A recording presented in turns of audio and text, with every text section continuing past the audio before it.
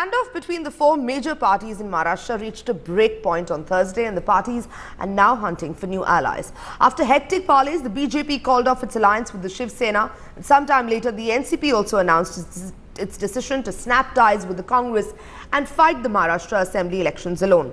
The Congress has also announced a tie-up with the Samajwadi Party. The shake-up between all parties, however, is still not over. Even with just 24 hours left for the filing of nomination, in the 2009 Assembly elections, the Congress contested in 174 seats, winning 82, and the NCP contested in 114 seats, winning 62 of them. In the 2014 Lok Sabha elections, though the NCP won 4 seats, the Congress finished with just 2. With all parties set to go at it alone in the polls, Raj Thakra's MNS may turn out to be the dark horse. But the BJP, the question is whether the Modi wave that they are banking on will actually work for them in Maharashtra, while the NCP will be banking on the anti-incumbency factor and has said it is willing to go at it alone in the polls.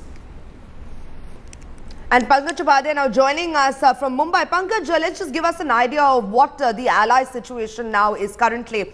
Earlier, we were touting it as going to be a 5-way battle in Maharashtra, but we understand that the smaller parties are going with the BJP, and more importantly, the Congress and the SP are tying up, but the NCP is more or less prepared to go at it alone.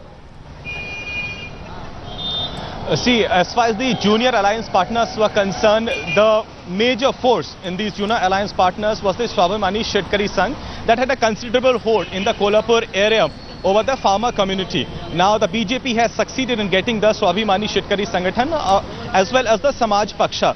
Now we are also learning since Ramdas Athavale is sitting in Rajya Sabha with BJP's support, perhaps he could also switch loyalties there. For Shiv Sena, as the political analysts also say, this is the real fight for political survival. Not just for the Shiv Sena, but for Uddhav Thackeray as well.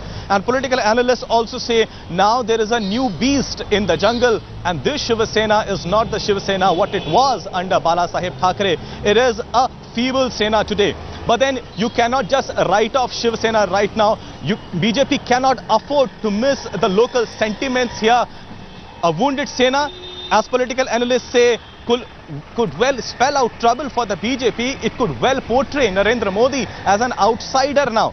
But then there are various permutations and combinations, Sanjana, that are going to pan across during the election phase. When you're talking about NCP, you're talking about Congress, you're talking about MNS, they realize on their own it is practically impossible to sway the entire Maharashtrian politics on their own. Some sort of a combination has to be made.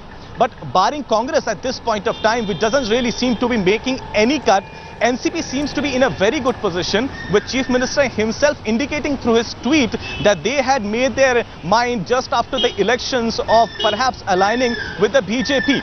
Now we are also getting to know that perhaps MNS could also be in talks with BJP. So in the post-poll alliance, we could have a situation where you have the BJP, you have the NCP and the MNS as well. But then that is also a crux here.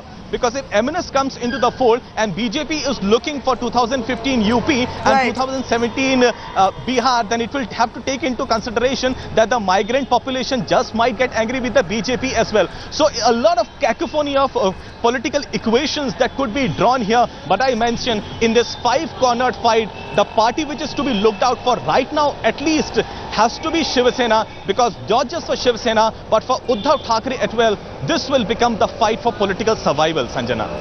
Pankaj Upadhyay giving us that update from Mumbai. Thank you so much for giving us tracking the developments.